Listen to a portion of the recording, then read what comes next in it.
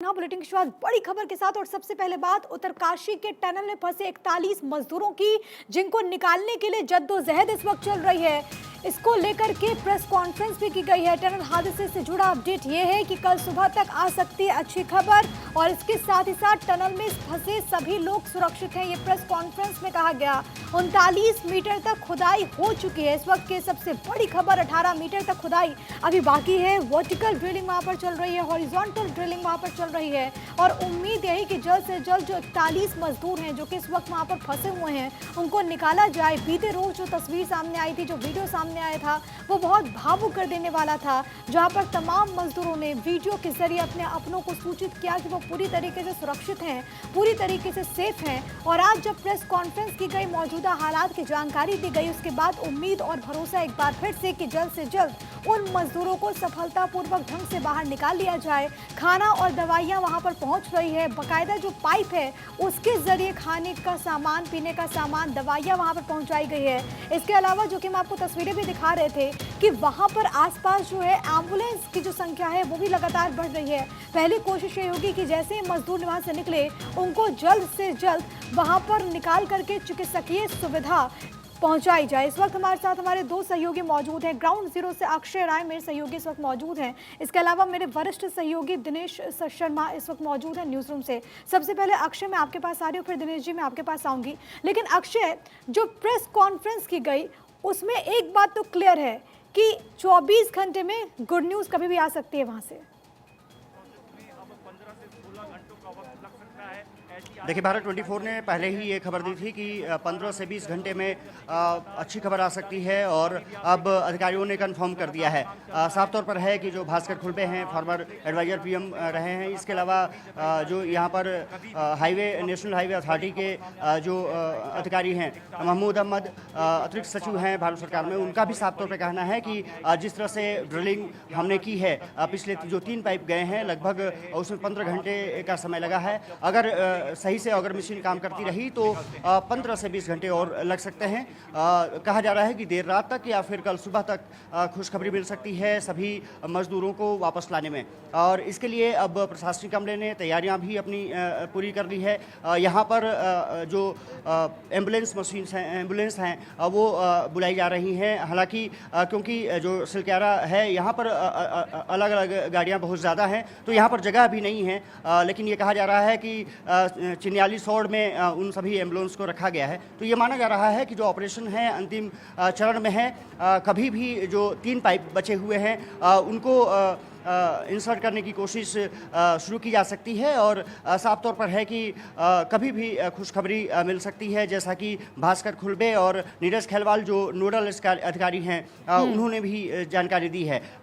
मजदूरों को वहां पर खाना पहुंचाया गया है, कुछ मेडिसिन्स, क्योंकि उनको कॉन्स्टिपेशन और तमाम दिक्कतें भी आ रही थी, तो उनको दवा भी भेजी गई है। और ये खबर आ रही है कि अभी वो बेहतर स्थिति में हैं और काफ़ी कॉन्फिडेंस महसूस कर रहे हैं, जैसा अधिकारियों ने जिक्र किया। और वीडियो में भी आपने देखा होगा कि किस तरह से मजदूर वॉकी टॉकी के जरिए वो बात करते रहे। चार्जर मोबाइल भी भेजे गए हैं ताकि वो लगातार उनसे संपर्क किया जा रहा है। और क्योंकि चुनौतियां वहां पर बहुत ज्यादा है, 10 दिन हो चुके हैं, सप्लाई की जाती रही। वहां पर उन मजदूरों तक पहुंचा गया, कैमरे गए, वहां पर पानी और खाने का इंतजाम किया गया है, और अब बस इंतजार है उस खुशखबरी का। मैं लौट रही हूँ आपके पास। दिनेश जी, मैं आपके पास आना चाहूंगी। एक ऐसी घटना जिसके लिए इस वक्त देश दुआएं मांग रहा है, जहां पर एक तरफ उत्तराखंड में हलचलें बहुत ज्यादा तेज है, मुख्यमंत्री तमाम चीजों को लेकर मॉनिटर कर रहे, अधिकारी वहां पर मौजूद हैं। दूसरी तरफ दिल्ली से भी लगातार मॉनिटरिंग हो रही है, प्रधानमंत्री खुद हर एक चीज की जानकारी हासिल कर रहे हैं उत्तराखंड के मुख्यमंत्री से। बिल्कुल प्रिया, जब से ये कहा जाए कि 12 नवंबर से ये खबर आई है प्रधानमंत्री कार्यालय केंद्र सरकार, क्योंकि नोडल एजेंसी जो ऐसे मामलों में है वो एनडीए में है, नेशनल डिज़ास्टर मैनेजमेंट अथॉरिटी, और केंद्र सरकार जो है लगातार इस पर नज़र रखी हुई है 12 नवंबर से कि जो 41 मज़दूर वहाँ पर फंसे हुए हैं वो उनको किस तरह से जो है जल्द से जल्द वापस बाहर जो है निकाला जा सके।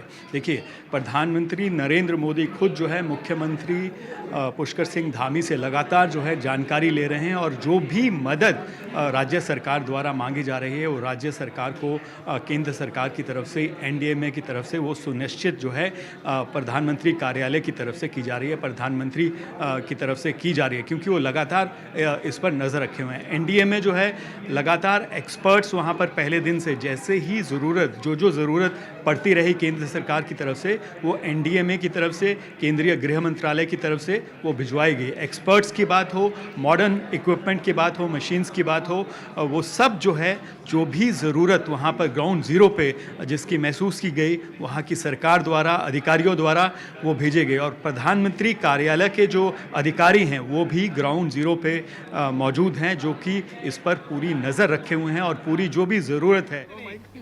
लगा दो माइक, लगा दो माइक, लगाओ यार, माइक लगाओ। कितनी दूरी हो? लगा दिया, दिवांशु ने लगा दिया। हाँ,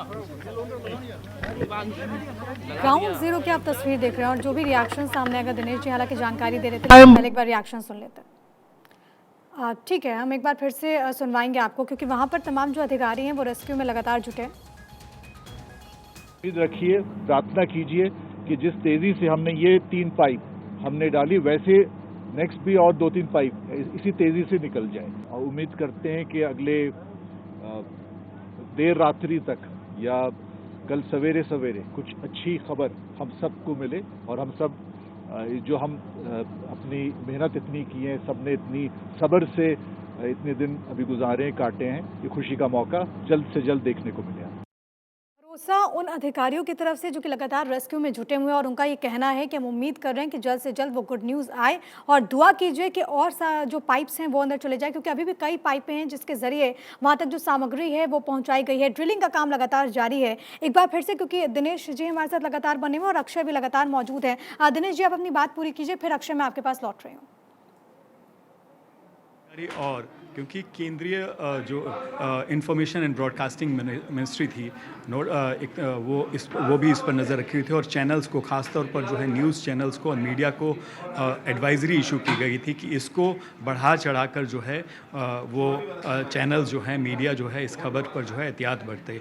तो भारत 24 क्योंकि रिस्पॉन्सिबल चैनल है, जो भी जानकारी हमने लोगों तक पहुँचाई अपने चैनल के माध्यम से, बिल्कुल गाइडलाइंस को फॉलो करते हुए, जो guidelines ministry of information and broadcasting की तरफ से जारी की गई थी, उसको ताकि जो परिवार है, जो फैमिलीज़ हैं और जो लोग अंदर फंसे हुए हैं, किसी तरह का पैनिक ना फैले। तो हम लोग हमारा जो चैनल है वो रिस्पॉन्सिबल चैनल है, चाहे सरकार की बात करें, जो एडवाइजरी की बात करें, और चाहे लोगों की बात करें, फैमिलीज़ की बात करें, ताकि पैनिक ना फैले, इस बात को हमने ध्यान पर रखा। तो मैं ये कह रहा था कि पहले दिन से जो है प्रधानमंत्री नरेंद्र मोदी और प्रधानमंत्री कार्यालय, गृह मंत्रालय जो है इसको मॉनिटर किए हुए है। एक्सपर्ट्स हो, मॉडर्न इक्विपमेंट हो, मशीन्स हो, वो जो है केंद्र सरकार की तरफ से जो भी ज़रूरत पड़ती रही रेस्क्यू के लिए, जल्द से जल्द वर्कर्स जो अंदर फंसे हुए हैं 41, उनको बाहर निकालने के लिए वो केंद्र सरकार द्वारा पहले दिन से जो है वहाँ पर भिजवाई गई है।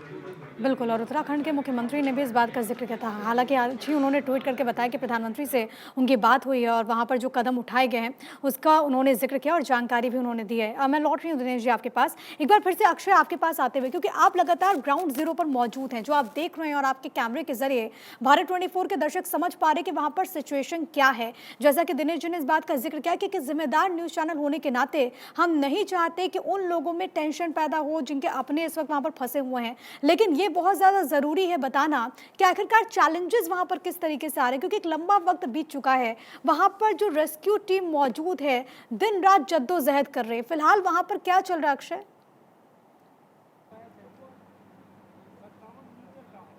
देखिए, सबसे बड़ी बात ये रही है कि जो टनल एक्सपर्ट्स हैं, नाइजर हैं, ऑस्ट्रेलियन के एक्सपर्ट हैं, उनसे मेरी बात हुई। उनका साफ तौर पे कहना था कि कुछ अड़चनें बीच बीच में आ रही हैं। जैसे कि उन्होंने जिक्र किया कि एक जब हम ड्रिल कर रहे थे तो एक रॉड आया था, काफ़ी मोटा था। हालांकि जब ड्रिल करने के दौरान वो जा करके मोल्ड होकर के अपनी जगह पर सेट हो गया, उसके बाद आगे पाइप को ले जाया जा सका। तो कुछ ऐसी दिक्कतें ज़रूर आ रही हैं और यही अधिकारी अब दुआ कर रहे हैं, भगवान से प्रार्थना कर रहे हैं कि अब कोई ऐसी दिक्कत ना आए जिससे कि पिछली बार अगर मशीन फंस गई थी। अगर सब कुछ सही तरीके से जाता रहा, अधिकारियों ने जो सोचा है, जिस तरह से ड्रिलिंग लगातार बढ़ती जा रही है, और अगर देखा जाए तो लगभग 15 घंटे में 18 मीटर के आसपास, 18 से 20 मीटर के आसपास की जो खुदाई है वो ड्रिलिंग मशीन के ज़रिए हो चुकी है। अगर ने अच्छा बेहतरीन रिस्पॉन्स भी करना शुरू कर दिया है, तो साफ तौर पर है कि 15 से 20 घंटे अगर और लग सकते हैं, और इसका कंफर्मेशन भी अब तमाम तमाम अधिकारियों ने कर दिया है। मैं कुछ तस्वीरें दिखा देता हूँ जी। जो कि ठीक मेरे सामने ये सिलक्यारा टनल है, बड़कोट को जोड़ती है। बड़कोट आज मैं गया था, वहाँ से भी खुदाई शुरू हो चुकी है। लगभग 4.5 किलोमीटर की ये पूरी सुरंग है, जो 26 किलोमीटर का जो एरिया है।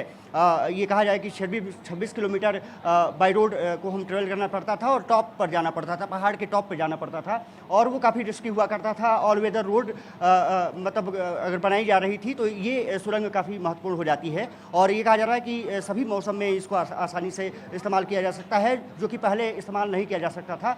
बरसात में और अगर कहा जाए तो बरसात में और ठंड में जब बर्फबारी पड़ती थी तो उस समय ये रोड पूरी तरह से क्लोज हुआ जाता था। अगर ये पूरी तरह तैयार होने के बाद अब ऑल वेदर रोड और चार धाम की जो यात्रा है वो बहुत सुगम होने जा रही है। तो कह सकते हैं कि अब तो रेस्क्यू ऑपरेशन जो है अंतिम चरण में है।